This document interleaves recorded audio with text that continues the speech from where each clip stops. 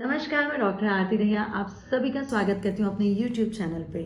आज हम बहुत ही खूबसूरत बात करने वाले हैं नए वर्ष की, यानी कि 2023 आप लोगों को एज पर न्यूमरोलॉजी कैसा रहने वाला है। बहुत फैसिनेशन हो जाती है जब कुछ नया जीवन में आने वाला होता है या फेस्टिवल आने वाले होते हैं। हम लोग बहुत सुपर एक्साइटेड हो जाते हैं जानने के लिए कि कैसे करें, किस चीज़ को एनहेंस करें, कितना सरलता से हम चीज़ों को पा सकते हैं, या क्या मिस्ट्री जो है वो लेके आ रहा है आने वाला समय। ये सब चीज़ें बहुत हमें अपनी तरफ आकर्षित करती हैं। आज उसी का ये छोटा सा पहलू हम खोलेंगे कि किस तरह से ये नंबर 7 आपके जीवन में या आने वाला वर्ष 2023 आपके जीवन में ट्रांसफॉर्मेशन लाएगा। बहुत ही खूबसूरत वर्ष है ये। 2 मीन्स अगेन मून, आप सबको मैंने अपनी पहली वीडियोस में भी बता रखा है। उसके बाद दोबारा 2 आ रहा है, वो अगेन मून को रिप्रेजेंट कर रहा है। Number 3 represents Jupiter. यहाँ पे अगर हम वैदिक ज्योतिष की बात करें तो जब चंद्रमा और बृहस्पति मिल जाते हैं तो गज केसरी योग बनाते हैं। गज केसरी योग को बहुत ऑस्पिशियस योग माना गया फाइनेंसिस में, ग्रोथ में, प्रॉस्पेरिटी में। तो न्यूमरोलॉजी के हिसाब से गज केसरी योग लेके आ रहा है। अगर हम इसका एड ऑन करें तो कैलेडियन जो है हमारी न्यूमरोलॉजी के हिसाब से द नंबर 7 कम्स देयर, यानी कि 2 + 2 + 3 = 7। वो रिप्रेजेंट करता है वीनस को, यानी कि खूबसूरत लक्ष्मी देवी को। जब लक्ष्मी देवी इतनी प्रिटी, इतनी खूबसूरत हैं, तो सोचिए वो अपने कैटेगरी की फीमेल्स को कितना एनहेंस करने वाली हैं। यानी कि जो फेमाइन पावर है वो इस साल बहुत रॉक करने वाली है। ड्रास्टिक चेंज ला सकती हैं वो अपनी जिंदगी में, जितनी भी फीमेल्स हैं। अगर वो प्रोफेशनल लाइफ में हैं तो अमेजिंगली उनको अपने चंद्रमा का और अपने जुपिटर का साथ साथ ख्याल रखना है। और देखिए कहाँ से कहाँ तक ऊंचाइयों में वो पहुंचते हैं।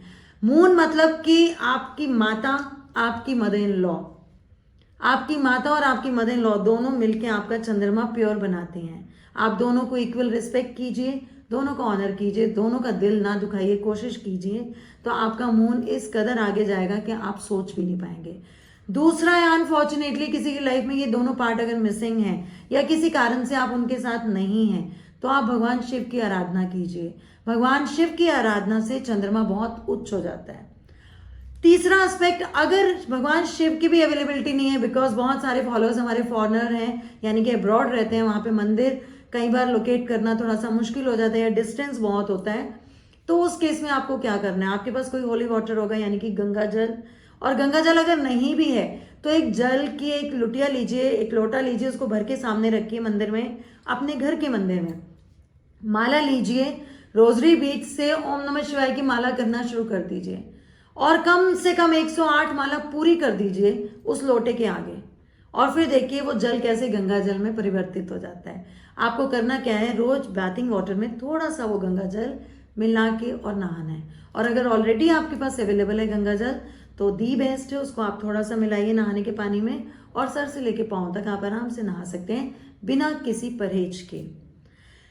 नेक्स्ट हम बात करते हैं जुपिटर की। जुपिटर हमारी सेंसेस, हमारी नॉलेज, हमारी इंटेलिजेंसी को रिप्रेजेंट करता है, हमारे बोलने और समझने की शक्ति को रिप्रेजेंट करता है। जितना सौम्य आप रहेंगे, जितना इंटेलिजेंसी से आप बातों को लेंगे, हैंडल करेंगे, उतना ही बेहतर आप इनकर्ट कर पाएंगे इस कमिंग ईयर में। यानी कि आपकी जो भाषा है, आपकी जो सौम्यता है, वो ही धन अर्जित करेगी और वो ही आपको नए नए मार्ग दिखाएगी। आपको बहुत रिस्पेक्टफुल रहना है अपने घर के एल्डर्स, स्पेशली मेल एल्डर्स, यानी कि आपकी फादरली इमेज के जितने भी लोग हैं उन सब के लिए आपको बहुत रिस्पेक्टफुल रहने की जरूरत है, अगर आप चाहते हैं आपका जुपिटर आपको पूरे रिजल्ट्स दे और गज केसरी योग इस वर्ष होके रहे। और अगर किसी की जिंदगी में इसका अभाव है तो वो किसी भी ब्राह्मण को या किसी भी गुरुद्वारे में जाके, मंदिर में जाके, जो ब्राह्मण बैठे हैं, यथाशक्ति उनको मान सम्मान करें, उनको खाने पीने या दान दक्षिणा दें, उनकी ब्लेसिंग्स लेते रहें, तो देखिएगा आपका कितना जुपिटर एनहेंस हो जाएगा और आप कितनी ऑस्पिशियस लाइफ जिएंगे। ये बहुत ही सरल चीज़ें हैं जो जीवन में बहुत ही ज़्यादा चेंजेस ले आती हैं। एक और बहुत एक इंटेलिजेंसी लेवल को बढ़ाने के लिए एक बहुत छोटी सी टिप याद आई। आप हल्दी को लेके अगर उसमें गंगा जल मिला के रोज तिलक करेंगे तो भी आपका गज केसरी योग बनने से कोई नहीं रोक सकता। और आपके दिमाग के अंदर ऐसे नए नए आइडियाज आएंगे जिनको आप इम्प्लीमेंट करते जाएंगे और आपकी ग्रोथ होना लाजमी रहेगा। अब इन सबको कंबाइन करके नंबर 7 बन रहा है, जो कि है माँ लक्ष्मी। तो माँ लक्ष्मी को हमें भूलना ही नहीं है। वैसे भी हम नहीं भूलते उन्हें, क्योंकि हमें हर कदम पे उनकी ज़रूरत रहती है। एक माँ है तो एक प्रोटेक्टिंग शील्ड भी रहती हैं, और लक्ष्मी धन की देवी हैं। हमें करना क्या है, इनको अपने घर के नॉर्थ वेस्ट में बिठाना है। चांदी की लक्ष्मी भी आप बिठा सकते हैं, या लक्ष्मी की मूर्ति भी आप रख सकते हैं, और उनकी ब्लेसिंग्स लेनी है। तो घर में सेविंग्स बढ़ेंगी। सेविंग्स तब बढ़ती हैं घर में जब धन एक पर्याप्त इच्छा से ज्यादा आता है। अगर सिर्फ गुजारे लायक आता है तो वो सिर्फ आवागही रहती है धन की। अगर थोड़ा सा बजट से ज्यादा धन हम कमा लेते हैं तो वो सेविंग्स में कन्वर्ट होता है। इसलिए अगर हम सेविंग को एनहांस करना चाहते हैं तो नॉर्थ वेस्ट जोन में बहुत ही बढ़िया हम अपने इस अबेंडेंस को ला सकते हैं। और अगर आपको कुछ वास्तु का ज्ञान है तो पुष्प दंत जोन में अगर आप इसको रख देते हैं तो क्या ही कहने रहेंगे। तब तो आप देखेगा कि कैसे दिन दुगनी रात चौगनी आप तरक्की करेंगे।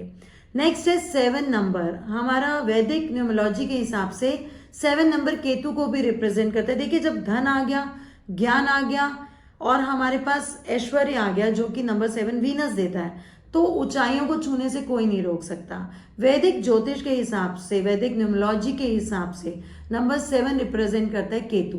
केतु यानी कि मान सम्मान में बढ़ोतरी, आपका झंडा हर जगह लगना, आपके नाम का हर जगह एक झंडा गड़ जाता है, उसको कहते हैं केतु। यानी कि हर जगह आप पब्लिसिटी में आ जाते हैं पॉजिटिव सेंस में।